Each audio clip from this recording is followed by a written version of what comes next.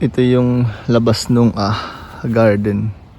May mga bagong nakahang na mga bulaklak.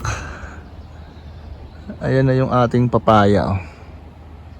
Nasa labas na. Pati yung mga kalamansi. Ayan.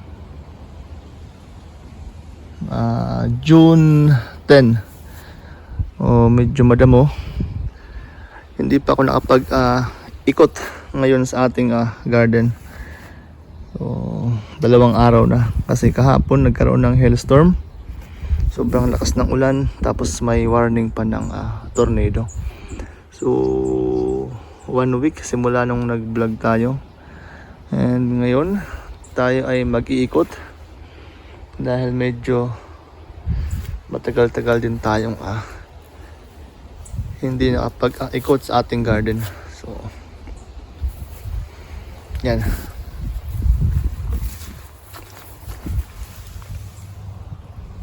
Pakapitin ko lang to. Mahaba na kasi. Maganda yung mga panahon nung yung klima nung nakarang araw. Ano kasi panay ang ulan, kaya lang ang problema lang nagkaroon ng hailstorm. Kaya lang hindi naman ganun siya kalalaki. Kaya hindi naman masyadong nasaktan yung ating garden. Lumabas na lahat, pati yung ating mga dito mas maganda tingnan kasi nakalabas na lahat. Ito yung patatas, potato. So hindi pa ako nakakapagdamo. Ngayon ko sana balak magdamo. Nung yan, madamo yung ating mga daanan, no. So nung bago yan, ganito yan siya eh. Kasi may mga wood chips. Tapos pang-4 na taon na ngayon. So siguro ko nagkaroon na ng nag-entry yung mga yung mga damo. Kaya yung daanan natin puro na siya ngayon madamo. Yan. Siguro ko lagyan na natin ng nung black na na ginamit ko doon sa gilid kanina. Ay nung nakaraan, gaya nito. Kasi ayoko na maglagay ng wood chips kasi minsan may mga may mga insekto eh. Ganito na lang siguro yung daanan. O pwede rin naman, ang ginagawa ko dito para maging malinis siya, nung nakaraang taon ko siya, minamanual, binubunot. So pero ngayon ang gagawin ko, dadaanan ko na lang siya ng weed whacker ba. Yan, para malinis naman kahit paano. Sobra kasi ang ulan. Sobra ang hangin. Yan, labasan yung mga damo rin. Ay nako po, aray ko. Upo, yan. Ito yung nakita natin, di ba, na upo na medyo mahina ang gaya niyan, medyo papatay-patay, mahina ang kanyang ang kanyang tubo. Pero ngayon, pag nakapag-adjust na po sila, nakapag-adapt na po ng weather, ayan na po siya. Maganda na po siyang tingnan natin. Kaya ayan, yung iba nga nagapang na. Kaya minsan mas maganda na hinahayaan na lang din. Kasi hindi na kami nagpapahabol ba. Kahit na hindi siya maganda ang tubo, tapos pag nakabawi na, ayan, maganda na, gaya po niyan. And dito green na po siya, oh. Yung cabbage, no, bilis lang. Pang ilang linggo ba ito bago na itanim? Pangatlong linggo. Pangatlo ngayon, so 2 kalahati siguro. Nakalimutan ko lang kung anong date. Hindi kasi tayo nag-ano ng date dito eh. Talagay kung anong araw nitanim dito. Ayan, oh. Ayan, mga upo yan siya, upo. Maganda na po yung tubo. Kahit sa kabila, yan. Hindi pa nga lang tayo nakapag-prune, no? Kasi itong mga to, ipoprune po natin yan, yung mga ilalim. Ayoko muna mag-prune ngayon kasi maulan, baka mamatay. Paano ba? Pasukin ba ng lamig yung napagputulan natin? So antayin ko muna siguro kung mga Sabado bago po tayo mag-prune para maganda. Yan ang ating bulaklak na. Huwag ka. Hindi pa naman siguro. Ewan. Baka yan na siya. Ewan. Okra. Ay, siguro. Hindi pa masabi. Ayan mo. Next week, papakita natin. Oh my God. Ano ba naman kayo? Napaka-early nyo naman. May bunga na. Namunga ka agad, no? Kasi paano, ito early kasi ito na seedlings natin sa labas sa loob ng bahay. Kaya ngayon may mga bunga na siya. Nung nilabas natin kasi, parang 1 month old na tong mga to. Kaya ngayon magpapangalawang buwan na. So, namumunga na talaga. Kaya mo na, palakihin na lang natin yung mga yan. Kasi marami na, oh. Grabe, ang damo. Marami na ang damo. Ano, halos lahat na may, mga naunang, bulaklak na buo sila, eh. Ito yung talbusan natin, oh. Okay na rin.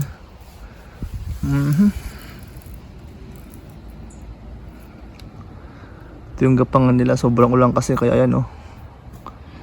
Pero okay na siya. Nakabawi na ba? Ito yung mga, ayan. Ito kasi nanilaw to, eh. Ewan ko lang kung naipakita ko to dati. Nanilaw to, diba? Kasi sobrang medyo maaga, tapos yun, na over ng dilig natin, nanilaw. Pero ngayon, kahit papano, ayan, nakabawi na po sila. Hindi man sila namatay. Mas gumanda na yung itsura kumpara po nung nakaraan. Ayan. So, bilis-bilisan lang natin para abot po tayo sa dulo, no? Pipino. Yung gilid po niyan, hindi po yan damo. Ano po yan siya? Bawang. Yung ating dwarf na santol. Mansanas pala. Marami ng bunga. Mulan kaya nataktak po yung mga mga bulaklak. Pero marami naman na po sigurong nabuo or napulinit na mga bunga ng ating mansanas. Yung gilid ng mga ampalaya humahabol na rin. Maganda na yung mga bits natin na yan. Malaki na. Oo, dami na palang bunga. Carrots. Yan na siya ngayon. 5. Oh my God, ano nangyayari? Too early. Pero wala. Pwede na tayong makapag-crunch ng Ang tanong, ano kaya siya? Maanghang kaya? Ang dami ng bunga. Oh, halos lahat na rin may bunga. Ano ba? Early kayo ngayon, Ilang lumabas. Ito na ang Teka lang. Ito yung problema natin sa ating mga Ito. Ang ginagawa natin dito, ito, ayan, yan. Yan kasi yung mga ang dami niyan minsan yan. Nagmimit pa sila, Ang dami niyan minsan. Sila yung kumakain. Kaya ang ginagawa natin yan, pinipisa natin yung mga yan. Ubusin kasi ang mga lilis natin yung mga yan, Yan, pinipisa natin yan. Kasi sila yung kumakain ng dahon. Yan. Mas maganda, mas maagapan natin. Kasi pag nakapangitlog na yan dyan, yung kulay black, nako, wala na yan siya. Pero once naman nakuha natin yan, hindi na sila hindi na sila dumadami ba. So yan. Mamaya babalikan ko ulit para maubos. So ngayon, balik muna tayo sa ating, buti nakita ko. Ngayon lang kasi ako nakaikot, Ang dami na namang bunga. Very nice. Maaga. Kasi yung bulaklak na yun, pinabayaan ko na po. Hindi ko na po tinanggal. Akala ko rin siya mabubuo. Sitaw, gilid, okra. Ito, damo. Tanggalin natin. Yan, ang gilid. Mga beans din tayo dito. So nag-start na akong maglinis sa ating tambayan. Cherry. Kaya lang hindi ko natapos gawa ng ulan. Ito may mga tanim po ito, ng mga bulaklak. Yan. Hindi ko pa nalilinis, Pero dito malinis na siya. Yung tambayan natin. Yan. Pwede na tayong tumagay. Tumambay. Patola. Medyo okay na. Abawi na. Yan. Ganda na pa na. Tapos nilagay ko na rin po yung net nila. Yung gilid, ayan. Yung net ito ay 6 na taon na siguro sa atin. Uy, uy, uy. Nice cut, pre. Talaga ha. Ang dami na palang bulaklak nito. Yun. Yun. Hala. Thank you. Maaga. Ang tanong kung kaya mo na kaya. Kaya mo na ba ang bulaklak mo? Kasi minsan kasi pag mga maliliit pa namamatay din eh. Pero hayaan lang natin. Kung kaya ba nila. Daming bulaklak. Halos lahat na. Actually ngayon pa lang talaga ako nakaikot ngayon sa garden. Hindi ako masyadong makalabas kasi mahangin. Dito yung saluyot natin, medyo mahina po ang tubo, no? Dahil nga po sa ulan. Ang gusto po kasi nila araw. So panay ang ulan, ayan, no? Yung antayin pa natin mga 1 linggo kung gumanda yung saluyot natin. Mamaya na ako magdadamo. Ikot muna tayo para matapos tayo sa ating update sa ating garden. Itong mga yan po ay bawang. Yun yung mga naiwan dito last year. Tapos kinuha ko. Tiyanim ko po siya dito. Medyo mabilis tayo. Wow. Look at this. Look, Dick, look. Look at Jane. It's garlic. Wow. Ah, grabe naman. Siguro kung malaki to. Dahil malaki ang puno. Pag malaki ang puno, malaki ang laman. So ito rin po yung garlic natin nakaraang taon. So bali 6 years na sa atin to. Unang beses lang po tayo bumili ng seedlings. Tapos tayo na po yung nagparami. Yan, kada harvest po namin, nagtatabi po kami ng mga malalaking laman. Tapos siya rin po yung aming tinatanim. Right now, ayan na, malapit na pong lumabas yung mga skips po niyan. Mga kulubot ba? So baka next week po lalabas na po yan. Baka next po na update ko, may mga skips na po yan siya. No. Okay. Oh, gabanda mo. Parang talahib na. Ayan. Dito wala pa siyang bulaklak. Talong din to pero ibang variety. Hindi ko lang alam kung anong variety nito. May naka-label yan dyan pero hindi ko alam kung nasaan na. Kasi minsan kasi hindi na matanda natin kung ano yung mga variety natin dyan kasi. Medyo marami rin kasi. Ayan, oh. Ito yung talong. And then another talong. Tapos dito may talong din po tayo. Let's go in. Oh my god. Gubat. Para na akong nasa gubat. Kailangan natin maglinis. So yan, meron po kasi tayong trabaho, no? Hindi tayo full time dito sa garden. Meron po tayong oras. Weekends, ganyan. Pero medyo maganda na. Nakakahabol na po siya. Ang daming melon, no? Last year po yun eh. Yun. Melon po yan. Ito.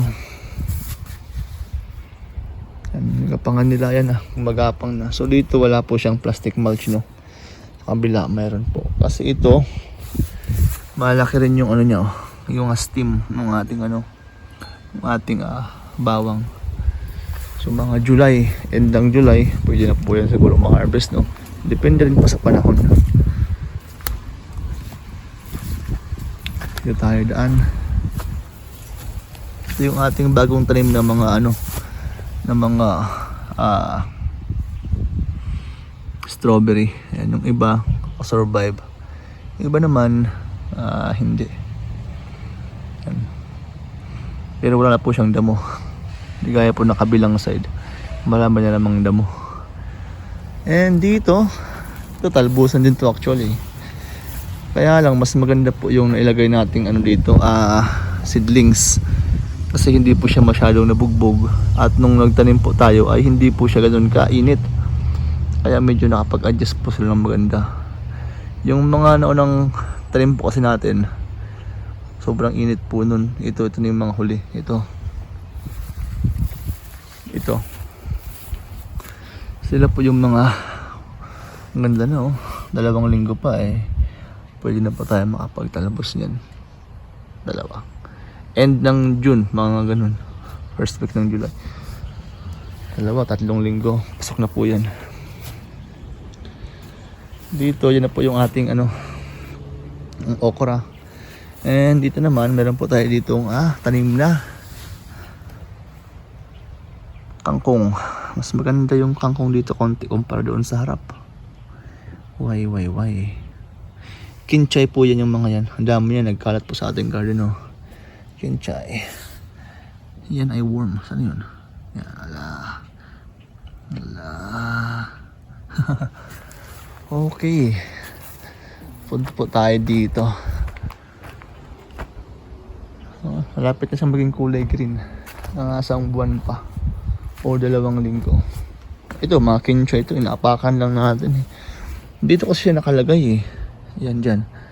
Tapos ngayon, yung mga niya, yung mga buto niya, ayan, nagkalat po yan, oh, kinchay. Pwede po yan siya ilagay sa pansit. Yan, yung dahon na po yan. Pampabango. Dito ay pipino. Cucumber. Pipino. Punong-puno yung ating mga drum. Yan. Siksika na. Sitaw. Mayroon tayong celery. Meron tayong beans. Meron tayong hindi na buong bulaklak ng ating pear. Maliit pa siguro ang puno pero namulaklak lang po siya pero hindi po nabuo yung kanyang buwa. Let's try again next year. Okay, ito na yung ating mga beans, full beans, yung ating maganda na yung saluyot natin dito. Naka-recover na. Tinamaan po kasi ng init eh, kaya hindi siya masyadong lumaki. Ayan, oh. Ang ganda ng ating spinach. Actually nakapag-harvest na tayo. Nakapaglagay na tayo sa sabaw. Spinach. Look at this. Grabe, no? Galing naman po siya sa buto. Yung buto po niya is galing po sa ating garden. Tapos binugdod po natin dyan. Ayan. Boom. Meant to be. Tapos ito kahapon pinasok ko sa loob ng dyan sa ating maliit na greenhouse. Sa ating silang greenhouse, no? Kasi nga dahil sa hailstorm natakot po ako baka masira. Hindi ko naman po kayang tabunan lahat yan. Tapos kahit tabunan, may hangin po, kaya nililipad din yung plastic na o kung ano man po yung itatabon mo. Kaya ang pinasok ko ito na lang. May tama nga ata kahapon. Ay hindi siya nakalabas. Naipasok ko po siya maaga. Hindi ko lang kasi saglit lang naman po yung ano kahapon, yung hailstorm. Hindi naman ganoon siya kalakas din. So buti lang po. Ayun, hindi ko lang po alam sa ibang lugar kasi sabi nila sa Winnipeg. Tapos sa ibang lugar ay malakas daw po. Pero dito, ganda. Kamote. Hindi naman ganoon po kalakas. And dito, ang daming bulaklak. Bulaklak. Ang dami nang nabubuong bunga. Ang ating plum. Dahil po yan dyan. Nagkalat po yan sila. Oh, wow. Ay plum mew. So, same thing dito. Ang ganda na rin po yung tubo. Meron pa tayong mga bulaklak na mga naka-basket. Ayan. Actually, ito nalaglag to. Ang bigat po ata. Bumigay po yung ating pinagsabitan dito. Malapit ko ng imo. Kasi, ayan. Yung ating bagong trim na damo. Medyo okay na. Green na. Baka sa Sabado. Imo ko na po yan. Ang ganda rin yung ating sili na mga nasa pot. Pati yung tanglad okay na rin, kulay green na po yung ibang dahon niya, nakapag-adjust na. Ayan dito ganda kasi ito yung mga huling tanim po natin, no? Hindi sila gaanong nainitan, kaya maganda po ang tubo kumpara doon sa mga nauna. Uy, may asparagus na naman tayo dito. Ayan, kaka-harvest ko lang yung nakarang araw. Tapos ngayon, andyan naman siya, i-harvest naman natin. Kasi pag hindi mo i-harvest, hindi yan siya dadami. And may mga plum din po tayo din eh. Different variety ng plum. Ayan. Plums. Sa gilid. Ay nako. Ang ganda maikot pagka maganda na po yung garden. No, pagka nakaka-recover na. And pagka nagkakaroon na sila ng bunga. Uy, ba't namatay? Nasunog ikaw? Ano nangyari sa iyo, partner? Wag kang ganyan, ha? Ano ang nangyari? May mga dahon na kulay brown yung ilalim. Ay. Ano ang nangyari? Halos lahat ba? Wag naman sana. Weird. Tanglad. Chili. Yun yung mga tayo ng mga ano. Hindi pa lumalabas. Ginger. Apple dito. Maraming apple. Marami ng bunga. Ayan. Wow. Ang daming bunga. Hindi ko lang crab apple lang kasi 4 na variety po yan. 4 po or 6. Kalimutan ko. Abangan na lang po natin pagka sila ay nabuhay na. Okay. Yan, may mga ewan ko anong problema niyan. Ba't nagkukulay brown sila? Ganyan, hindi naman siguro ganyan ang dahon mo, di ba? Ibang super weird, ha? Okay, hayaan mo lang. Antayin pa natin. Okay. Yan, yung ating mga natirang mga ang palaya tayo po sa gilid. Tapos may mga tayo dito. May mga beans, ayan. Yung iba, kinain ng ibon. Ito yung mga naiwan. Ewan ko kung gaano sila karami. Kasi mayroon to dito. Ayan.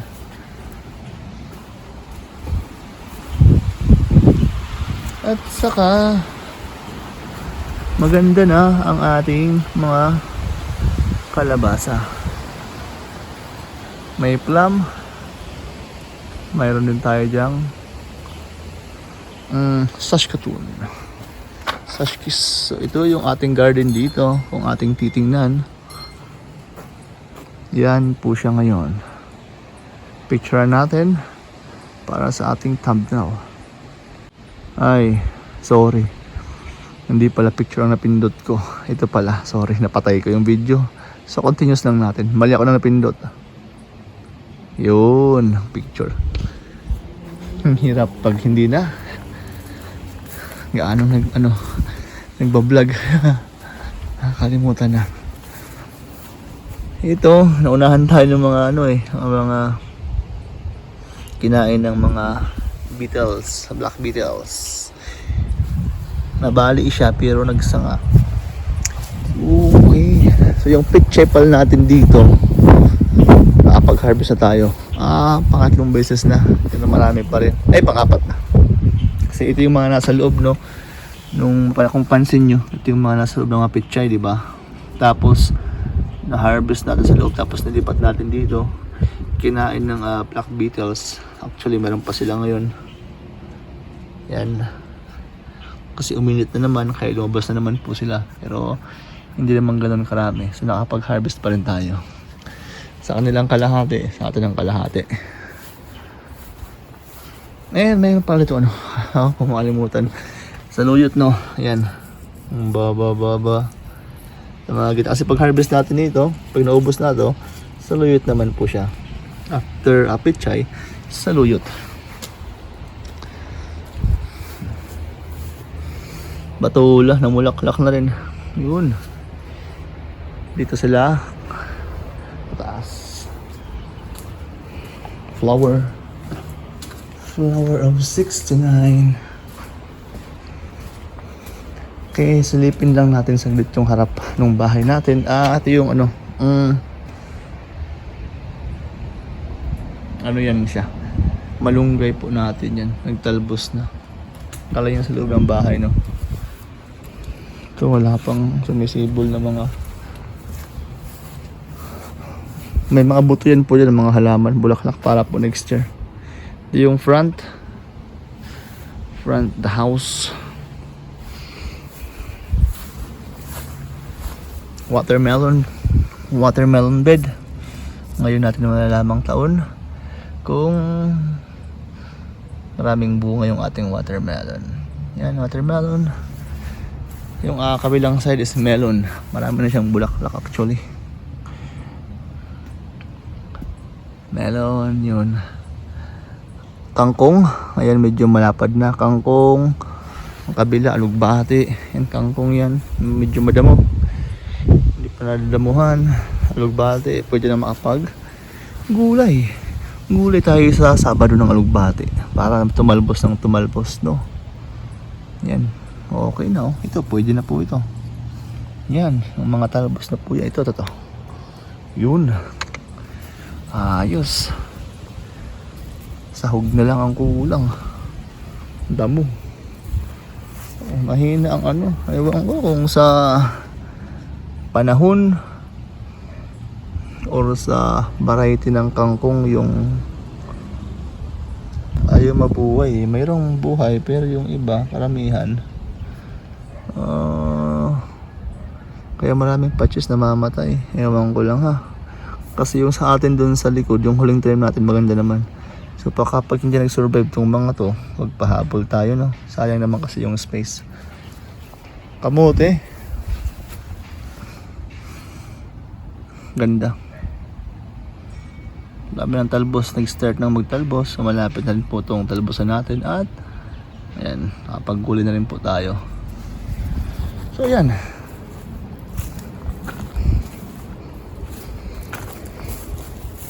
Kumusta naman ang mga sili dito? Naunahan ang laki ng ano, ng to.